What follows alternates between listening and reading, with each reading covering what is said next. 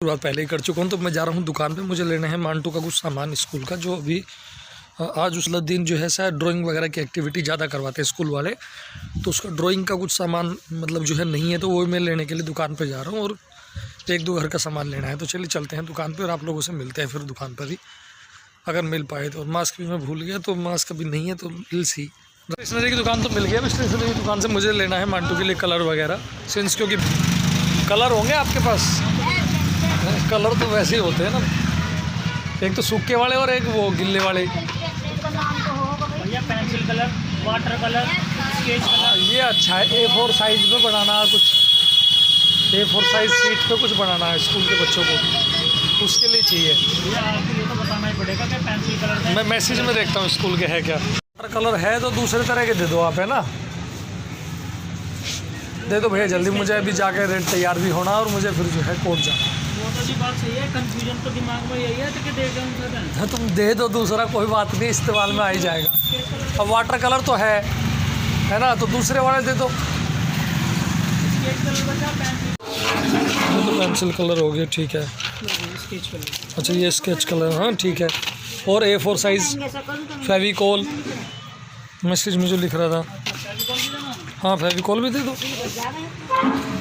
और मैं वापस से मुझे जाके देखना पड़ेगा। फेविकोल हो गया, और मैं एक बार चेक।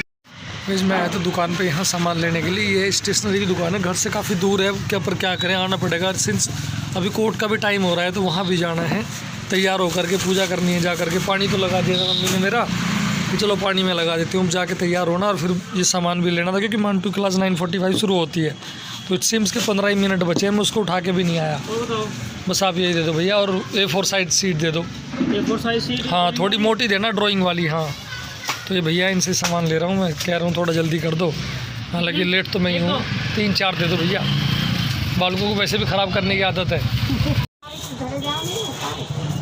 लो जी सरकार, कैसे ले 7 रुपये वापस। बोट लाइक थिंग्स फॉर, बाकी जो मुझे ख़रीदनी थी तो वो मैंने ले लिया सामान सारा ये रहा। तो अभी चल रहे हैं घर वापस, और वो मैं बताया ही आपको, अभी मेरे कोर्ट को लेट हो रहा है, बट क्या कर सकते हैं, जब हो रहा है तो हो रहा है, बच्चों का भी तो देखना है।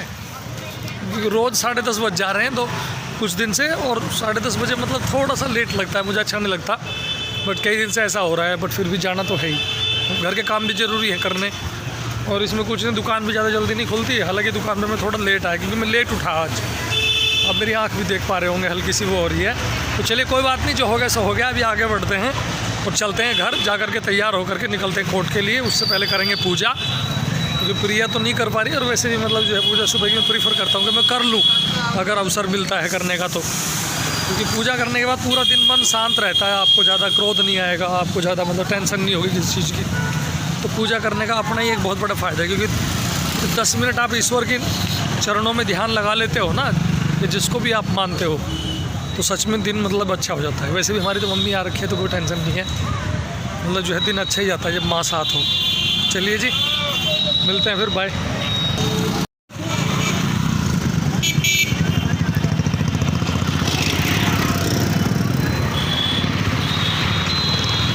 धूप निकलने का सुकून जो है ना, मैं आपको अभी दिखाता हूँ कितना सुकून है धूप में, और कैसे मतलब जो है इसको जानवर भी इंजॉय कर रहे हैं। ये देखिए अभी मैं आपको मतलब कैसे शांत खड़े हैं, सब सो रहे हैं, गाय भैंस, क्योंकि धूप निकल गई तो इनको बड़ा सुकून मिल रहा है। ये देखो, ये देखो कितने सुकून से लौट रही हैं भैंस और गायें। क्योंकि और कुत्ता देखो, ये मालिक जो है हमेशा भैंस के ऊपर ही सोता है, मैंने बहुत बार देख लिया। ये देखो अगर आप देख पा रहे हो, इसको पता नहीं क्या आदत है, ये नीचे नहीं सोता कभी भी, ये भैंस के ऊपर ही लेटता है। बढ़िया सवारी मिल रही है उसे भैंस की, भैंस भी कुछ नहीं कहती लौटने के लिए, तो अपने मज़े से लेट मारता है भैंस के ऊपर।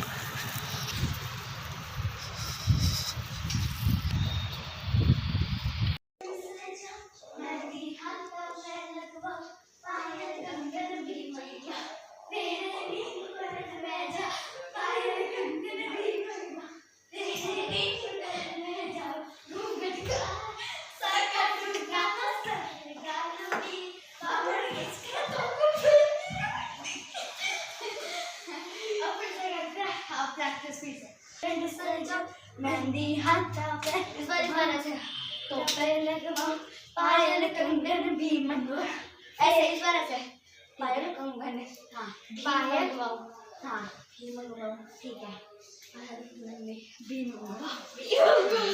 रेडी स्टेडी गो अपना रूप रंग सजाओ मेहंदी हाथों पे लगवाओ पायल कंगन भी मंगवाओ तेरे नींद भरण में जाओ पायल कंगन भी मंगवाओ तेरे नींद भरण में जाओ घूंघट खाना सा काटूंगा कसर कालूंगी बामन कुछ कर दो यही से वो पारा कल मैं भी करूँगा कैसे भाई अपना रूप रंग सजाऊं मेहंदी हाथों में लगवाऊं पायल कंगन भी मंगवाऊं फेरे वीर वरण में जाऊं पायल कंगन भी मंगवाऊं फेरे वीर वरण में जाऊं घूंघट काला सा काटूं न कसर खालूंगी बावन बचका दो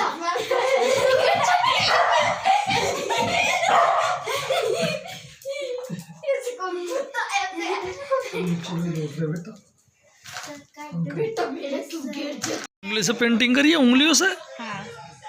मतलब कुछ भी कलर यूज नहीं करा कुछ भी दिखाना बेटा वैसे ऊपर से दिखाओ दिख नहीं रहा अच्छे से वाह यार एक मेरी यार ये बच्चे है यार प्रिया कमाल हो रहे हैं मांटू तूने क्या बनाया रात बनाई है अमावस की रात मांटू क्या मांटू तो अमावस की रात पीछे को दिखा बेटा पीछे भी इधर आओ दोनों और मेरी सुबह हो रही है सनसेट हो रहा है मतलब तुम्हारी सुबह हो रही है मेरी सनसेट है रात अच्छा एक ने सनसेट बनाया अमावस की रात एक ने याद में खड़ा है यहीं पे सनसेट जो आदमी भी खड़ा अच्छा ये आदमी खड़ा पेट के पीछे पर ठीक है वो चुप रहा है हाँ ये बेटा सनसेट है चलो बहुत बढ़िया भाई गुड गोइंग बेटा good going both of you are going good very good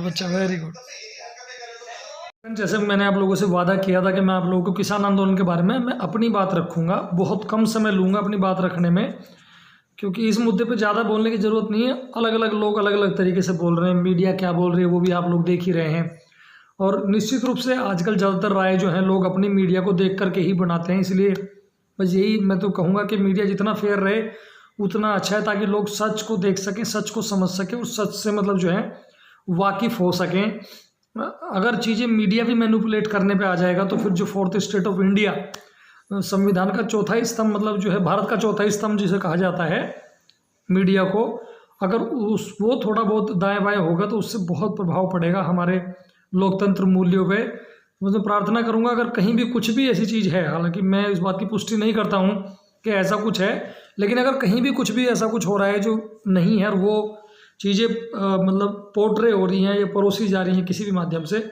तो वो ना हो ताकि लोगों तक सच पहुँचे और सही पहुँचे ताकि जो सही है उसके साथ लोग खड़े हो सकें जो गलत है उसका लोग विरोध कर सकें तो चलिए किसान आंदोलन की जब बात करते हैं तो किसान आंदोलन में के पक्ष में मैं हूँ बिल्कुल स्पष्ट रूप से लेकिन जो 26 जनवरी को हुआ उस बात का मैं कतई समर्थन नहीं करता 26 जनवरी को जो हमें देखने को मिला वो बहुत ही भयावह बहुत ही गंदा बहुत अनैतिक एंड हार्ड एंड मतलब जो है बहुत ही दिल दुखाने वाला एक इंसिडेंट था जब आपने देखा कि वहाँ लोग जो हैं पुलिस वालों को मार रहे हैं या और तरह की जो भी घटनाएं आप लोगों ने देखी तिरंगे का अपमान करने वाली जितनी भी तमाम घटनाएं जो हुई हैं बहुत ही इल्लीगल वाहियात और बहुत ही गलत घटनाएं हुई हैं लेकिन इस बात को किसानों से जोड़ करके देखना किसान आंदोलन से जोड़ करके देखना पूरे किसान आंदोलन को गलत ठहराना ये गलत है क्योंकि इस घटना में ज़रूर रैली आयोजित होनी थी रैली करनी थी सब कुछ होना था लेकिन जैसा मैं भी मीडिया को सुन रहा हूँ देख रहा हूँ और मुझे भी बहुत सारी चीज़ें पता लग रही हैं कि जितना दिखाया जा रहा है उसके साइड उसके बाद का भी कुछ हिस्सा है जो दिखाया ही नहीं जा रहा अगर उसको सुनते हैं उसको समझते हैं तो इसमें ऐसा भी लगता है कि कुछ लोगों ने इसको प्रायोजित करके ऐसा करवाया है और मैं ये नहीं कह रहा कि सरकार ने करवाया है या किसानों ने करवाया हो सकता है कोई थर्ड फ्रंट खोलने की कोशिश में कोई तीसरा आदमी मौके का फ़ायदा उठाना चाह रहा था और उसने वो कर दिया जो वो करना चाहते थे ऐसी बातें बहुत पहले से चलती आ रही थी कि भाई बाहर से फंडिंग हो रही है बाहर से पैसा आ रहा है बाहर से जो है देश की आबोहवा को ख़राब करने के लिए किया जा रहा है तो इस बात में कोई दो राय है क्या कि बाहर से किसी ने पैसे दे करके कुछ लोगों को भेजा हो और ये सब कराया हो, क्या इसकी गुंजाइश नहीं है? मैं नहीं कह रहा, सभी मीडिया चैनल्स पे ज़्यादातर ये बात हो रही थी कि बाहर से इन्वेस्ट कर सकते हैं, मतलब जो है पाकिस्तान या बाहर की कंट्री, अलग अलग कंट्रीज़ के नाम लेकर के अलग अलग संगठन जो है कोशिश कर रहे हैं क्या असंतुलन बन जाए भारत में, ऐसी स्थिति पैदा हो जाए कि भारत का माहौल ख़राब हो जाए। तो मैं ये मान रहा हूँ कि जो घटना हुई है, मान कर वो तो है ही, जो घटना 26 जनवरी को है वो अत्यंत दुखदायक थी। लेकिन इस घटना को करने के वाले लोग सभी किसान थे या किसान ही थे, इस बात की पुष्टि कर पाना बड़ा मुश्किल है। अब जैसे टिकैत जी की बात कर लेते हैं, टिकैत जी रो दिए, बहुत सारे लोग कह रहे ड्रामा कर दिया। भाई ड्रामा नहीं है, अगर आप वैसे तो किसी के मन में क्या चल रहा है उसकी पुष्टि कर पाना अगेन बहुत मुश्किल है, लेकिन उसको ड्रामा नहीं कह सकते, क्योंकि जब किसी आदमी को ये आरोप लगने लगे कि तुमने झंडे का अपमान करा, तुमने देश की इज्जत तार करी, तो उसके मन को दुख पहुँचेगा और वो रोएगा भी, अगर वो सच्चा देशभक्त है। और किसान कभी भी आतंकवादी नहीं बने, कोई किसान आतंकवाद में शामिल नहीं रहा, तो उनके ऊपर ऐसी टिप्पणी करना गलत है। ज़रूर जो हुड़दंग हुआ या जो भी फसाद उस दिन हुआ, वो फसाद में कुछ लोग शामिल रहे होंगे, जो हो सकता है किसान भी हों और हो सकता है किसान ना भी हों। सारे ही किसान थे और मार काट में किसान थे, ये आप लोगों ने वीडियो जितने देखे फिर से उसको ध्यान से देखना। क्या वो लोग जो फरसा चला रहे हैं, बलकटी चला रहे हैं, वो लोग किसान देखने में लगते हैं आपको कि वो किसान होंगे? तो चलिए बस मैं इतना ही कहूँगा कि इस बात की सच्चाई और इस बात के झूठ को हम साबित नहीं कर सकते, ना तो हम कोई जांच एजेंसी हैं और ना ही हम न्यायालय हैं। तो ये काम तो जज एजेंसी और न्यायालयों का है कि सच क्या है झूठ क्या है तय करना। हाँ, जहाँ हमारी बात है तो हम तो अपना केवल पक्ष रख सकते हैं, हमें क्या लगता है। तो मुझे लगता है किसान आंदोलन, पूरा किसान आंदोलन गलत नहीं है, क्योंकि जहाँ NSP और MSP की बात हो रही है, तो जनाब NSP या MSP हरियाणा और पंजाब में सबसे पहले से चला आ रहा है। अगर ये स्थिति पैदा हो जाती है कि MSP ख़त्म हो जाएगा, तो पंजाब और हरियाणा में जो न्यूनतम रेट है कि जी गेहूँ 2000 से कम नहीं बिकेगा, अभी वहाँ स्थिति ऐसी है कि वहाँ एक फिक्स रेट पे चीज़ें चलती हैं, तो वो ख़त्म हो जाएगी इस कानून के आने से, ऐसा किसानों का कहना है। दूसरा, कॉन्ट्रैक्ट फार्मिंग आने के बाद पहले अभी भी कॉन्ट्रैक्ट फार्मिंग, हम ज़मीन ठेके पे देते हैं, उसी को कॉन्ट्रैक्ट फार्मिंग कहते हैं। कॉन्ट्रैक्ट फार्मिंग आने के बाद हमारे पास पहले चॉइस होती थी कि अगर विवाद है तो हम न्यायालय जा सकते हैं। नया कानून न्यायालय न जा करके आपको SDM तक जाने की परमिशन देता है, सब डिविजनल मजिस्ट्रेट की मतलब पास जाने की अनुमति देता है। तो किसानों को ऐसा लगता है कि हमें न्याय नहीं मिल पाएगा, कल हमारी ज़मीन लेकर के उद्योगपति हो सकता है हमें हमारे घर में नौकर बना दे, हमारे खेतों में हमें सर्वेंट बना दे। ये सोचना किसानों का पूर्ण रूप से गलत मुझे नहीं लगता, है ना। तो कुछ ऐसी चीज़ें हैं कानून में जिनको लेकर के खतरा। तीसरा, स्टोरेज वाली जो बात है, हम हमेशा से जैसे प्याज कम पड़ती है तो काला बाजारी हम सुनते हैं, काला बाजारी, जमाखोरी। तीसरी जो बात मेन मुद्दा कानून में उठ रहा है वो जमाखोरी को लेकर उठ रहा है कि स्टोरेज क्षमता बढ़ जाएगी। अब स्टोरेज क्षमता बढ़ने का एक फ़ायदा है तो एक नुकसान भी है। नुकसान ये है कि मान लीजिए मैंने आपसे 500 कुंटल अनाज 2000 रुपये के रेट पे आज खरीद लिया, कल आपके पास है नहीं, आप मेरे पास मांगने आए, या मेरे पास आप मांगने आए तो मैंने कहा मैं तो 5000 के रेट से बेचूंगा, तो जब आपको चाहिए तो मेरे रेट पे ख़रीदना पड़ेगा। दूसरी चीज़, मैंने पहले ही ज़्यादा खरीद के स्टोर कर लिया, अगली बार मैं कहता हूँ मुझे ज़रूरत नहीं है कि मेरे पास तो बहुत है।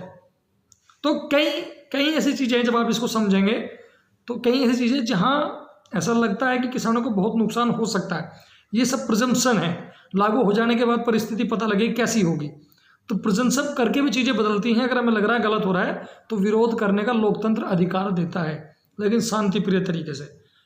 लोकतंत्र में सुप्रीम कोर्ट ने कई बार इंसिस्ट किया जो अधिकार है उसको कोई नहीं छीन सकता और ना ही छीनने जाने चाहिए।